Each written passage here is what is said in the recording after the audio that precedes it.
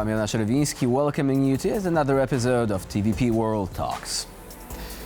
The Ukraine peace process has seen many false dawns, but some have expressed hope that this month could bring about a breakthrough as Ukraine and Russia are gearing up for talks in Istanbul. Earlier on, Ukraine and its European allies urged Moscow to accept a 30-day ceasefire, while US President Donald Trump indicated his impatience with Putin's approach to the conflict. But will Moscow once again try to wriggle out of trouble through feet-dragging false claims and escalating diplomatic demands? Well, joining us here today to discuss this is Piotr Kaszuwara, president of the Ukraine Future Foundation. Hello and welcome to TVP World. Good morning. Thank you very much for the invitation.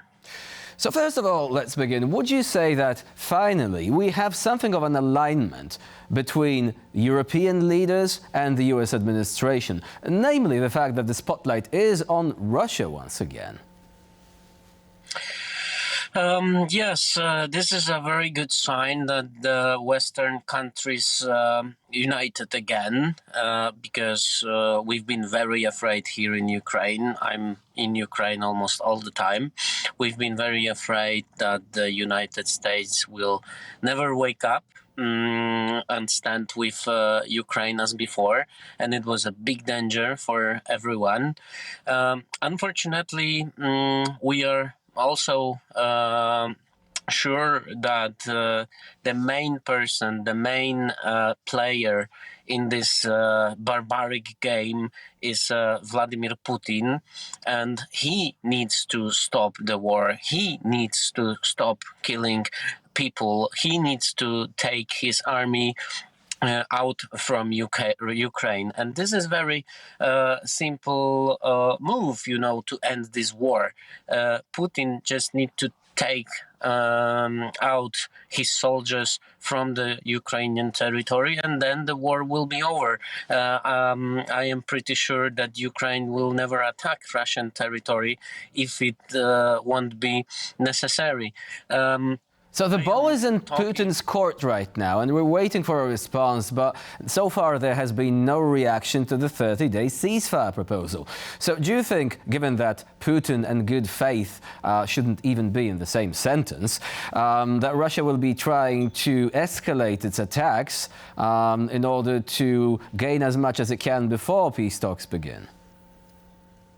We have been observing already that every time when Western world, United States or Ukraine is open to ceasefire, to stop the military actions at the front line, Putin is attacking again. And we noticed that, unfortunately, last night, over 100 Russian drones have been hit to the Ukrainian cities and trying to kill people again. Over 50 of these drones, they've been hit down by the Ukrainian air defense, but 50 of them, they hit the targets. We are on our way with UN Future Charity to the front line. We are going to Donbass because we know that the Ukrainian army still needs support. I've been talking to the soldiers fighting near Bakhmut, and they are still asking for help. They are not seeing any signs of Russia to stop this war, unfortunately. And people that I'm talking to, Ukrainian people, they definitely don't believe Putin. They don't believe any word of the terrorists, and because that's who they are. They are terrorists. They are attacking Ukraine every day. And as far as we really want here the bombs stopping to hit, Ukrainian territory, probably we won't believe that it will end. And unfortunately, those people that I'm talking to, they say that Putin will never stop. We will see what will happen in the night. I will be in Kiev this night, and we are staying in Kiev for a couple of days, and we will observe what will happen. But unfortunately, we are expecting bombings again. So Putin is sending missiles and drones against Ukrainian cities, but will he have the courage to meet President Zelensky in Istanbul. As President Zelensky already said, I will be there. I'm waiting for you, Mr. Putin. What is Putin going to do you think? I don't think so. Putin will come to Istanbul. Probably he will send his people to Istanbul to negotiate something. But we have already heard from Russian authorities that they want to erase the core, the fundamentals of this war, and we need to know what is that. Putin wants Ukrainian territory. Putin wants Ukrainian government to. Putin wants to remove Ukrainian government. Putin wants to have Russian language as one of the official languages. He wants to have Crimea. He wants to have a control on the Ukrainian resources as well. So he's escalating demands, right? He's constantly escalating demands. The demands are unrealistic. They are maximalist.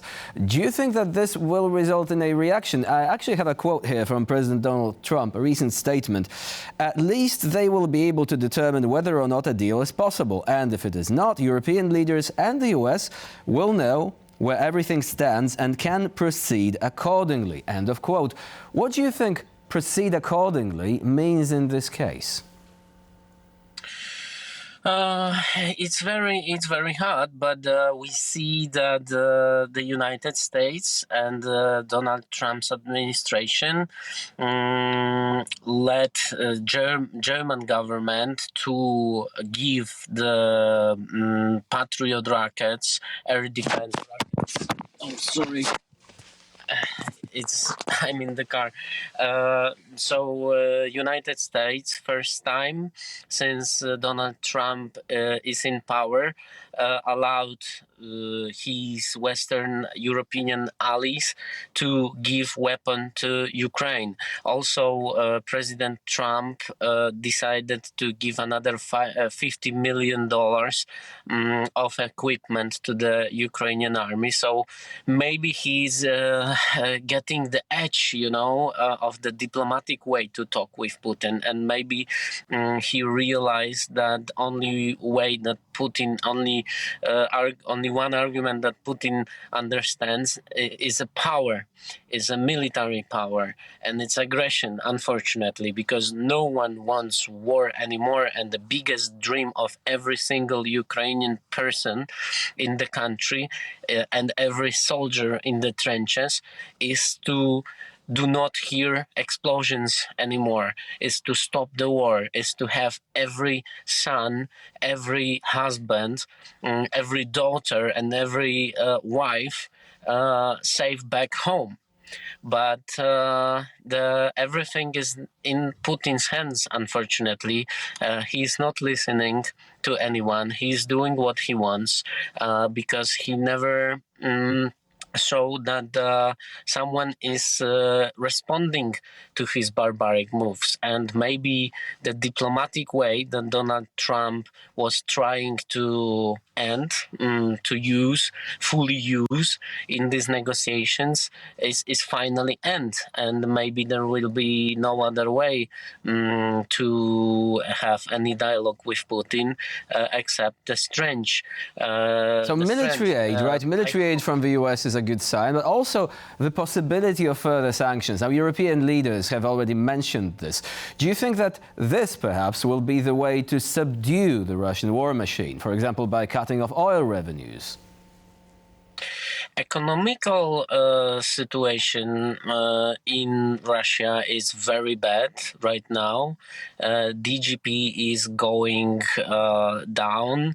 People, citizens of Russia, they already feel the crisis in their own pockets.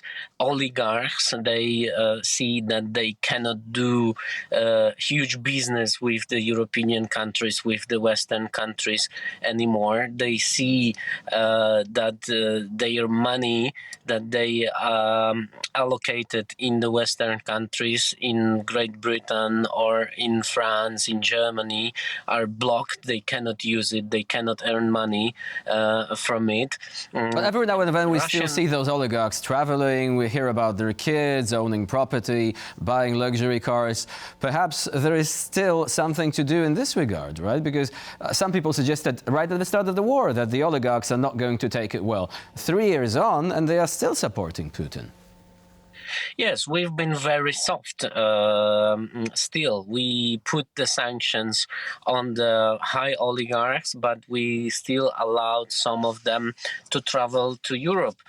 There was a big problem with the Cyprus passports, for example, because many of the Russian oligarchs, they have Cyprus passports, so they can enter to European Union. They can take a plane from Moscow to the southern part of Cyprus and just cross the border with the North Cyprus and go to any European country they want. They also have wives. This is a big argument that I hear many times when the wife of the oligarch wants to go for shopping to Paris or for shopping to New York, they can actually do it. So maybe this is also a good way, to find a good way to block these kind of things, to really block these people from coming to the Western countries. So this is another possible leverage to explore. Unfortunately, we have run out of time, but we will no doubt talk about these developments in the near future as they continue to unfold. Piotr Kaszuwara was our guest today here on TVP World. Thank you very much for joining us and for sharing your insight. Thank you very much. And I'm Jan Śrowiński. You're watching TVP World. Please do stay with us.